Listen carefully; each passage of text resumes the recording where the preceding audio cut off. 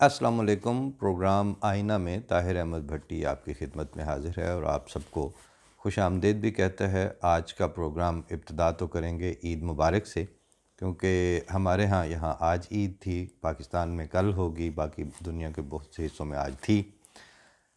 तो जहाँ जहाँ और जब भी आप ईद मना रहे हैं, अल्लाह ताला आपके लिए ये सारे देखने वालों, सुनने वालों और जिन तक ये बात नहीं भी पहुँच रही, उनके लिए भी हमारी एक अमूमी दुआ है कि सब के लिए अल्लाह ताला ये ईद बाबरकत करे, कुर्बानी की रूह को लोगों में उसका शऊर उजागर हो। एक तो इस हवाले से बात होगी। दूसरा, जैसे आप सब लोग जानते हैं कि हमारा प्रोग्राम नॉर्मली जो हर महीने का आखिरी प्रोग्राम होता है, उसमें हम फ़ीडबैक के हवाले से बात करते हैं, पब्लिक ओपिनियन के हवाले से बात करते हैं। फिर जो खुश आइंद ख़बरें आई होती हैं, लोगों ने राब्ते किए होते हैं, पसंदीदगी के इज़हार की मुख्तलिफ़ शक्लें होती हैं, उस पे बात करते हैं। और उसके अलावा जहाँ जहाँ कोई गाली गलौज भी है, खुदा वास्ते की नापसंदीदगी है, एक हसद और एक दुश्मनी और बुग़्ज़ वाले रंग में बात होती है, उसका भी तज़किरा हो जाता है। और कहीं अपने बहुत करीबी दोस्तों या कम जानने वालों या अमूमी तारुफ़ रखने वालों से की तरफ से जो बाज़ बातें आती हैं, उनमें से कोई ऐसा नुक्ता जिसकी वजाहत करनी ज़रूरी हो, जिसके ऊपर मज़ीद बात करने की ज़रूरत हो, तो ये सारा हम फ़ीडबैक में इंक्लूड करते हैं। पसंद नापसंद की झिलमिल किसी भी चीज़, किसी भी प्रोग्राम में होना, ये कोई नई बात नहीं है। जब आप चीज़ पेश कर देते हैं, then that is in the public opinion domain. वो फिर आपकी होते हुए भी वो चीज़ आपकी नहीं रहती। चाहे वो आपने कोई शेर पढ़ के गज़ल सुना दी है, कोई अपना मज़मून लिख दिया है, कोई प्रोग्राम कर दिया है, when you have presented it in public domain, बस फिर उसके बाद इस्तेहकाक भी समझा जाता है, उस पे बात भी शुरू हो जाती है। और ख़ैर उसमें आप बात करते वक्त हरफ़ आखिर नहीं समझते ख़ुद को, और जो आप पे बात करने लगते हैं वो भी अपनी अपनी ओपिनियन देंगे, अपनी अपनी पसंद नापसंद का इज़हार करेंगे। लेकिन life is a long chain of miss calculations. उसमें कहीं मिस कैलकुलेशन हो सकता है हमसे हुई होगी, कहीं समझने वालों से भी हुई होगी, इसलिए वो कोई फ़र्क नहीं पड़ता। प्रोग्राम्स में सारा महीना, बल्कि उससे पिछले महीने में भी ज़्यादातर प्लुरलिज़म और सोशल चेंज के हवाले से बात हुई, माइंड सेट पे बात हुई, और माइंड सेट पे तकरार और इसरार, इसके हवाले से भी बात हुई। क्योंकि जहाँ जहाँ इदारे इंटैक्ट हैं, जहाँ पर पॉलिटिकल इंस्टीट्यूशंस, सोशल इंस्टीट्यूशंस अपना अपना किरदार अदा कर रहे हैं, वहाँ मीडिया सिर्फ़ अपने हिस्से की बात करता है। लेकिन हमारे यहाँ, जहाँ कि हम पाकिस्तान की जब बात करते हैं, तो वहाँ पर इदारे अपने अपने कामों में, चूँकि जिन जिन मकासद के लिए पार्लियामेंट का जो या सेनेट में जो चीज़ें डिस्कस होनी होती हैं, उनके लिए ना तो वो हो रही हैं। इसी तरह जो पॉलिटिकल सेटअप्स हैं, वो भी उस पे बात नहीं कर रहे। वहाँ का जो दानिश्वर तबका है, उसके ऊपर भी सोचने की बाहर से पाबंदियाँ भी हैं, और उसने 60-70 साल में अपने ऊपर भी पाबंदियाँ ऐसी आयद कर रखी हैं, अपने ज़ाती मफादात की बुनियाद पर एक आँखें अंधी करके आशोब चश्म का आर्ज़ा ख़ुद को ख़ुद लाहक कर लिया है। तो जब ये सारा कुछ हो जाता है, तो फिर मीडिया भी उन्हीं चीज़ों को देख के, सूंघ के, अगर आप 6 महीने में आपको 6 प्रोग्राम भी ऐसे मिल जाएँ कि जिनमें किसी संजीदा इशू पर किसी दयानतदाराना रवैये के साथ और ऐसी दलेरी के साथ बात कर दी हो किसी ने, कि जिसके ऊपर आप ये समझें कि उसमें उसने अपने मफाद का ख्याल नहीं रखा, तो मैं समझता हूँ वो भी गनीमत है। लेकिन ऐसा कुछ वहाँ पे सुनने को और पढ़ने को बहुत कम मिलता है, बहुत कम मिलता है। ज़्यादा क्या बात करें, ये अभी जो पिछले हफ़्ते थिएटर लगा, पंजाब असेंबली ने जो बिल बना के तो उसकी तहफ़्फ़ुज़ और नफाज के चक्कर में पड़ी और शियों को उसमें टारगेट किया, तो उसके ऊपर जब शिया रद्द-ए-अमल भी आया, तो मैं देखता रहा, सिवाय जो मुबशर ज़ैदी हैं, उनके अलावा मैंने तो नहीं किसी को सुना कि उन्होंने कैटेगोरिकली उन्होंने अपने एक ट्वीट में या अपने किसी सोशल मीडिया अपडेट में या सीधे लफ्ज़ों में ये कहा कि अगर 74 में अहमदियों के साथ वो हरकत ना की जाती जिस पे शिया खामोश रहे थे,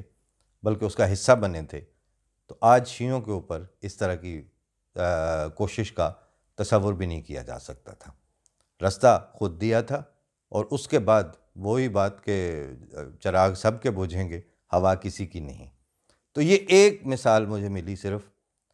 अदरवाइज़ ऐसे छुप छुपा के इधर से कान पकड़ना उधर से कान पकड़ना, मतलब ये कि वो तारीख़ में हमारा जो आज दानिश्वर और राइटर है वो सच्चा हो रहा है कि जी हमने तो इस तरह करके बात की थी, आप वो हमारी वो चीज़ निकाल के देख लें, वो पढ़ के देख लें। लेकिन उसका उसमें उसने कहीं स्टैंड नहीं लिया, वो कहीं खड़ा नहीं हो रहा, वो ये नहीं बता रहा कि जनाब ये बात है ही ज़्यादती, ये हरकत करनी ही नहीं चाहिए थी, और नाम लेते वक्त उनको डर लगता है। यही वजह है कि जब हमने बात की तो अहमदिया परसिक्यूशन और आइनी मजालिम का ज़िक्र बिल्कुल वजाहत के साथ और नाम लेके किया, और बार बार किया, जब ज़रूरत पड़ी ज़रूर किया, एहसान करते हुए नहीं, क्योंकि वो तो ज़ाहिर है कि जब एक चीज़ आपको नज़र आ रही है और आपको उसका उस हवाले से गुरेज़ की कोई वजह नज़र नहीं आती और उससे मफ़र भी नहीं है उस गिवन सिनारियो के अंदर, फिर आप नाम क्यों नहीं लेंगे, फिर आप बात क्यों नहीं करेंगे। तो असल किस्सा ये था कि अहमदिया इशू का मेन स्ट्रीम मीडिया या सोशल मीडिया के मुख्तलिफ जो लोग हैं मुतहर्रिक, उनकी मुख्तलिफ सतहों पे और उनके मुख्तलिफ दायरों में ज़िक्र होने और ना होने के दरमियान खलीज इतनी वसी थी और इतनी गहरी थी कि वो जो कहीं से थोड़ी सी आवाज़ भी आई है या एक हमने खुल के बात की कि जनाब ये बात ऐसे नहीं, ऐसे होनी चाहिए और ये बात यूं है, और उसमें अपनी राय, अपनी इजाफत ज़ात के साथ एक जीता जागता इंसान, महसूस करता इंसान, जो बोलता भी हो और वो लिखता भी हो और वो बात भी करता हो, उसका कोई हल्का अहबाब भी हो, वो कहीं मजलिस में भी बैठता हो, वो जैसे जैसे अपनी राय का इजहार करेगा, लेकिन वो उसका हक भी है और वो आज़ादी राय में भी आता है, उसकी सोच है, वाट एवर।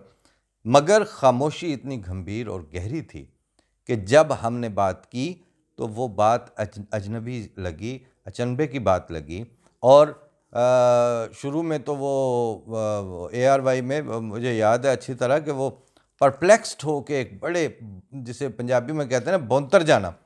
तो वो घबरा के, तो वो गुलाम हुसैन था, उसने कहा कि इन्हों हो की गया, ये तो अगों जवाब नहीं सन देते, गल नहीं सन करते होंगे इन्हों, मतलब दे वर यूज टू कि आप वन साइडेड बात करते चले जाएं, आपको जवाब किसी ने नहीं देना, आपके साथ बात किसी ने नहीं करनी, आगे आपकी आंखों में आंखें किसी ने नहीं डालनी। उस वजह से जब आप 30-40 साल एक ख़ास उस प्रोसेस से गुजरे हो, तो आपका तो ज़ाहिर है वो एक SOP के तौर पर, बल्कि एक गोया एक तरह का अनअनाउंस्ड किस्म का वो लॉ बन जाता है कि जनाब इन पे बात करें, इनसे बात ना करें, इनके बारे में जो मर्जी कहें, ये आगे से कुछ नहीं कहेंगे। ठीक है, आगे से कहने ना कहने के मुख्तलिफ मदारिज होते हैं, असलूब होते हैं, मुख्तलिफ मवाक़े होते हैं, लेकिन हमें तो अगर जो बात समझ में आएगी तो वो हम करेंगे। और करते वक्त ज़ाहिर है कि जब आप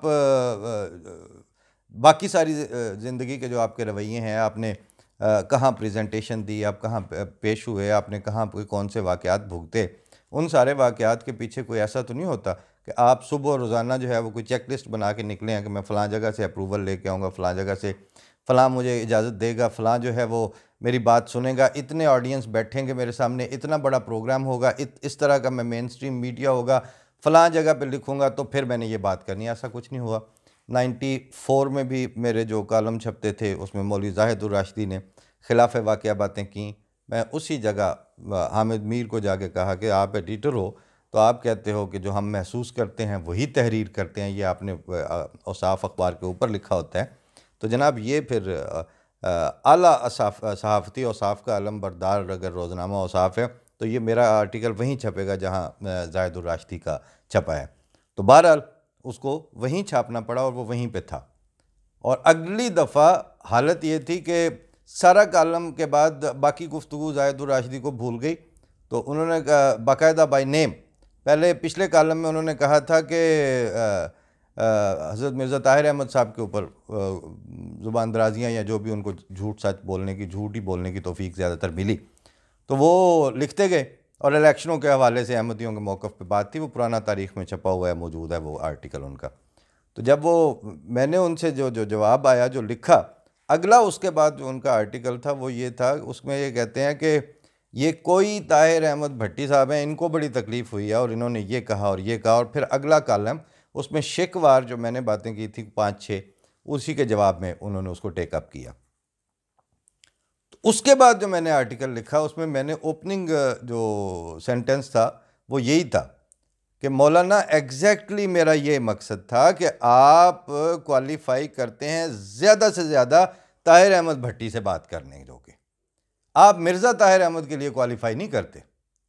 मिर्ज़ा ताहिर अहमद साहब के ऊपर अगर आपने बात करनी है या उनसे बात करनी है तो उनके स्टेटस का रूहानी, इल्मी और फ़िक्री और फिर खुदा ताला की ताईद के मामले में उस लेवल का कोई बंदा है तो फिर लेके आएँ, फिर उनसे बात करें। आप उनके साथ एक टेबल पर डिस्कस नहीं हो सकते, आप मेरे साथ बात कर लें। यहाँ से निकल जाएँ आगे तो फिर देखी जाएगी ना। अब ये ज़ौकी बात थी उस ज़माने में जब इस तरह बात हुई, और ये छपा भी उस ज़माने में भी। तो किसी ने कोई ये नहीं कहा कि हम कोई वो खुदा न खास्ता हमने कोई नुमाइंदगी का दावा कर दिया जमात अहमदिया की या हम नुमाइंदा हैं। लेकिन अभी इस सारे अरसे में मुख्तलिफ़ मौक़ों पर जब बात होती रही तो बाज़ मोहब्बत करने वालों ने भी, बाज़ पसंद करने वालों ने प्रोग्राम को पसंद करते वक्त कमेंट्स में, किसी ने ज़ाती टेलीफोन पर वक्तन मुख्तलिफ़ जगहों पे जो बात होती है तो उसमें एक बात वो अक्सर मुझे सुनने को मिली कि आप तो नुमाइंदगी का खूब हक़ अदा कर रहे हैं। अब मुझे उसमें सिर्फ़ एक इनकबाज़ था, वो मैं आज भी बस अदब अर्ज़ करना चाह रहा हूँ कि ये मोहब्बत के कॉम्प्लीमेंट के तौर पर ये बात आती है, वो गुज़र जाती है। पसंदीदगी का एक रंग है, ठीक है। लेकिन मैं अपने अहमदी जो सुनने वाले और देखने वाले हैं उनके लिए भी, और जो गैर अहमदी हलके में भी बहुत कसरत से लोग देख भी रहे हैं, पसंद भी करते हैं, हर तरह के लोग इस पे आते हैं और सुनते हैं कि ये जो जमात अहमदिया की जो सरकारी ऑफ़िशियल सतह पे जो नुमाइंदगी का हक़ है, वो सिर्फ़ उसी बंदे को होता है जिसको जमात नामज़द करती है इस मकसद के लिए। और व उनका एक आज का नहीं, 130 साल से सिस्टम बने हुए हैं, नॉमिनेटेड लोग होते हैं, और वो जो जो जमात अहमदिया के नुमाइंदगी के लिए जिनको कहा जाता है, हमने बिला इस्तिस्ना उनको जब भी अपने बचपने से लेके आज तक देखते आ रहे हैं। उनकी ग्रूमिंग, उनका एक प्रोफ़ाइल होता है, उनकी एक तरबियत होती है, उनका एक बैकग्राउंड होता है, फिर उनकी एक ट्रेनिंग होती है, फिर उनको उनका एक मुजाहिदे की एक सतह होती है। वो अपने नफ्स पे कंट्रोल की बाज़ हालतें उनके साथ वाबस्ता होती हैं, और ज़िंदगी उन्होंने अपने एक सर्टन दायरे के और अपनी एक सर्टन जो गिवन है एरिया, उसके अंदर रह के, वो जो मोहम्मद अली साहब ने इस पे एक शेर भी लिखा था कि कश्ती नूह में बैठे तो हो मुज़तर, लेकिन शर्त ये है यहीं मरना यहीं जीना होगा। तो उनकी बहुत काबिल रश किस्म का उनकी सेल्फ़ कंट्रोल की सूरत हालात होती है, और वो उनको ज़ेब देता है, उनको वो क्वालिफ़ाई करते हैं कि उनको नुमाइंदा के तौर पर कहा जाए, और फिर वो नुमाइंदे के तौर पर बात करते भी हैं। और वो एक पूरा सिस्टम है। अहमदी ज़्यादातर ऑडियंस जानते हैं उस सारे सिस्टम को, गैर अहमदी तबकों को नहीं पता, तो जितना मुझे इल्म है मैंने अर्ज़ कर दिया है, आप समझ सकते हैं। तो उनकी एक कहा सुना जो है वो मुस्तनिद भी होता है, उसकी एक पहचान है, उसका एक तरीक़ाकार है। मेरे ज़ाती चूँकि मेरा प्रोफ़ाइल भी वो नहीं है, मेरा उस अंदाज़े से ज़ौक़ी रुझानात और इस तरह बहुत सी चीज़ें हैं जो उनसे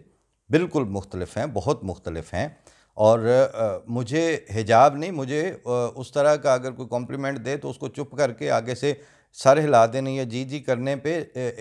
हिजाब नहीं, इनकबाज़ नहीं, मुझे उससे इख्तलाफ है। मैं ये जुर्रत ही नहीं कर सकता, ये जसारत नहीं कर सकता। वो सिस्टम से जब तक आप गुज़र के नहीं आते, उस तरह आपकी ट्रेनिंग नहीं होती, आप उसके लिए वो तरबियत याफ़्ता नहीं होते।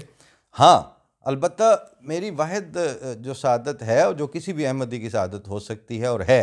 वो ये है कि मुझे मेरे दादा से या मेरे बाप से अहमदियत की जो स्टिक है, वो इंटैक्ट हालत में मिली, और उन्होंने अपने अपने दौर में अपने अपने लेवल पर उसको देख के, परख के, पढ़ के लोगों से गुफ्तगू करते थे, खुल के बैठते थे, अपने अपने मौक़िफ़ को का आज़ादाना इज़हार करते थे। और वो स्टिक मेरे तक आई, और मैंने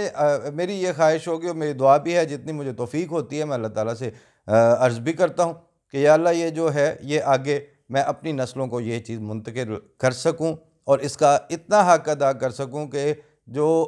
साबित और सालम मुझ तक आई थी रिवायत, उस तसलसल को मैं अपने आगे नस्लों में मुंतकिल कर दूँ या खुदा ताला मेरी इस सिलसिले में मदद करे। उसमें हर कोई अपना अपना किरदार अदा करता है, कोई नमाज में, रोज़े में, कोई अपनी बाकी एहतियातों में। हर हर हर आदमी के मुजाहिदे की एक सतह होती है, उसकी एक मुख्तलिफ़ किस्में होती हैं। तो लिहाजा मैं अपने नाजरीन से इस दफ़ा के फ़ीडबैक में दस्तबस्ता और पुरअदब तरीके से ये दरख्वास्त करूँगा कि ये बातें तो हमने करनी है, जब भी ज़रूरत पड़ेगी वो इंसान पे गुज़रती है तो वो बोलता भी है, लेकिन इसके अलावा ज़ाहिर है अदब की डोमेन में भी अभी इन्हितात है, पॉलिटिकल चेंज की डोमेन में इन्हितात है, सोशल चेंज की डोमेन में इंतहाई पीछे हैं, और साइंस में बहुत बदतरीन सूरत हाल है। साइंटिफिक थॉट को प्रमोट करने में बहुत अभी काम होना बाकी है, और इसमें इन सारी चीज़ों में इत्तफ़ाक़ ये था कि ये बुनियादी मुज़ाहमत वो माइंड सेट है जो एक परसिक्यूटेड कम्युनिटी या एक कम्युनिटी की खातिर आइन साजियाँ करके उनको टारगेट करके मुआशरे को उस लाइन पे चढ़ा देने के नतीजे में सामने आता है। जब ऐसा होता है तो उस वक्त ये मजबूरी बन जाती है कि पब्लिक उसको फॉलो करके अपने असल रोल्स को भूल जाती है। जैसे ये जर्मनी में लोगों ने किसी की परसिक्यूशन को आइनी और हुकूमती और कौमी सतह पे एक टारगेट के तौर पर नहीं लेना होता, लिहाजा इनका साइंसदान आज़ाद है, वो अपने काम करता है, इनका जर्नलिस्ट आज़ाद है, वो अपने तहकीकी काम करता है, इनका प्रोफेसर ज़हनी तौर पर फ्री है, वो पढ़ाने की तरफ उसको तवज्जो है, इनका जो इकोनॉमिस्ट है वो आज़ाद है कि वो अपने इकोनॉमिक ग्रोथ और अपने मुल्क को दरपेश मसाइल के, इनका जो गोयथे इंस्टीट्यूट है वो हेल्थ के लिए, या वो अपना यूनिवर्सिटियों के सेंट्रलाइज्ड इदारे वो एजुकेशन के लिए, वो सारे फ्री हैं कि हम अपनी कौम और अपनी पब्लिक के लिए हमने क्या करना है। पाकिस्तान में इदारे और इंस्टीट्यूशंस अपना गिवन रोल वो अदा करने के लिए आज़ाद नहीं थे। उनको एक ही काम है, जैसे ये अभी भी आपको पता चल गया कि अब सारी दुनिया की जो पाकिस्तान के जो सारे इदारे हैं वो अब जाके उलमा बोर्ड के सामने सरबसुजूद हों और उनको कहें माई बाप ये किताबें हमने छापनी है, आप बताएं। और उलमा बोर्ड कौन है? ताहिर अशरफी और ये चंद जो हैं ये नज़रियाती कौंसल वाले, और ये बैठ के बताएं। तो इसलिए वहाँ चूँकि इंसानी जहन और दिल और दिमाग जो है उसको रोज़ जकड़ने और रोज़ कैद करने के इक़दाम होते हैं, और उसकी इब्तदा जो है मुअय्यन तौर पर वो जमात अहमदिया के ऊपर आइनी तरामीम और कानून साजियों से हुई थी। लामहला जब भी ये बात होती है तो जैसे वो सलीम कौसर ने कहा है ना कि गुमनाम सही मरकज़ी किरदार तो हम थे, फिर कैसे भला तेरी कहानी से निकलते। तो इस वजह से उनका जिक्र उस हवाले से बात करनी नागुज़ीर हो जाती है। उसको आप नुमाइंदा खुदा वो इस तरह ना समझा करें, और ना ही जो नॉन अहमदी ऑडियंस है वो ये समझ बैठे कि हमारे पास सिवाय अहमदिया कम्युनिटी पे मज़ालिम के अलावा कोई बात करने को नहीं है। हम तो वो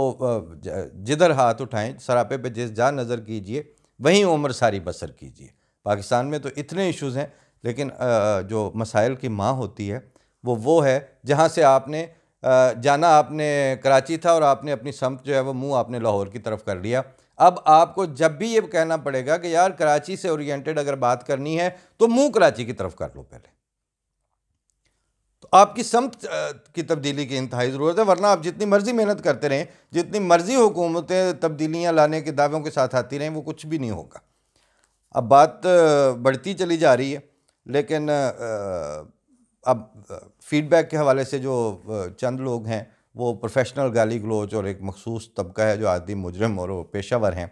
उनका चीज़ें तो खैर हम देखते रहते हैं। उनके ज़िक्र के भी इसलिए मैंने कभी उनको वहाँ देख के भी मैं पसंद नापसंद के हम आगे गुजर जाता हूँ, क्योंकि बात यही है कि जिस बंदे में इतनी तमीज़ और इतनी वो सेंस नहीं है कि उससे बात कुछ की है उसने वो पकड़ के तो वो गालियाँ देना, और वो एक तबका है, वो खुदा जाने, अल्लाह ताला उन पर रहम करे, और अगर उनको हिदायत नसीब होनी है तो हो जाए, नहीं होनी तो जो अल्लाह चाहे। लेकिन आवाज़ सगां कम न कुनद रिज़्क़ गदारा वाली बात है, सादी ने कहा था, उससे फ़र्क कोई नहीं पड़ता। और हर जहाँ पे आपके ऊपर वो चर्चिल ने भी एक जगह कहा था कि अगर आप लंबे सफ़र पे रवाना हुए हैं तो हर भौंकने वाले कुत्ते के साथ अगर पत्थर मारने रुक जाएंगे तो आप अपनी मंजिल पर कभी नहीं पहुँचेंगे। लिहाजा उनका तो नहीं, लेकिन बाज़ ऐसे शुरफा हैं, एक साहब ने मसलन कल लिखा फैसलाबाद से कि दो I am also not Ahmadi, लेकिन मैं इस पॉइंट के ऊपर आपको सपोर्ट करता हूँ, ये बातें आपकी दुरुस्त थीं। बहावलपुर यूनिवर्सिटी से सीनियर असातिज़ा चेयरमैन ऑफ द डिपार्टमेंट्स, उनका फ़ोन आया, वो कहते हैं हम बड़े शौक़ से देखते हैं और ना सिर्फ देखते हैं बल्कि